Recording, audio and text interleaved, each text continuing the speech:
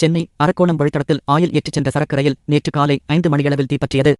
இதையடுத்து தகவல் அறிந்து வந்த தீயணைப்புத் துறையினர் 7 மணி நேரமாக போராடி தீ அணைத்தனர். மணலியில் இருந்து டீசல் ஏற்றிச் சென்ற சரக்கு ரயில் சென்னை அரக்கோணம் வழித்தடத்தில் நேற்று காலை 5 மணி அளவில் தீப்பற்றியது. முதலில் ஒரு பெட்டியில் பற்றிய தீ படிப்படியாக அடுத்தடுத்த பெட்டிகளுக்கும் தீ பரவியது.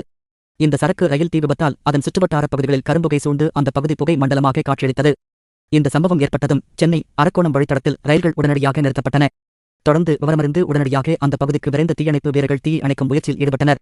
முதற்கட்டமாக தீ மேலும் அடுத்தடுத்த பெட்டிகளுக்கு பரவாத வண்ணம் ரயிலில் இருந்த மற்ற பெட்டிகளை கழற்றி தனியே கொண்டு சென்றனர். மேலும் ரயில் விபத்து ஏற்பட்ட பகுதியின் அருகே இருந்த குடியிருப்புவாசிகளை உடனடியாக அந்த இடத்தை விட்டு வெளியேற்றி பாதுகாப்பான இடத்திற்கு அனுப்பி வைத்தனர். வீடுகளில் இருந்த சிலிண்டர்களை அகற்றினர்.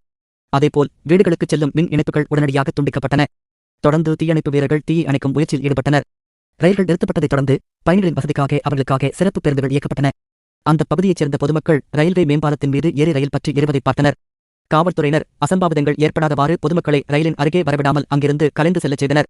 தொடர்ந்து தீயணைப்புத் துறையினர் 7 மணி நேரமாக கடுமையாக போராடி பெரும் தீயை கட்டுக்குள் கொண்டு வந்து அதனை அணைத்துள்ளனர்.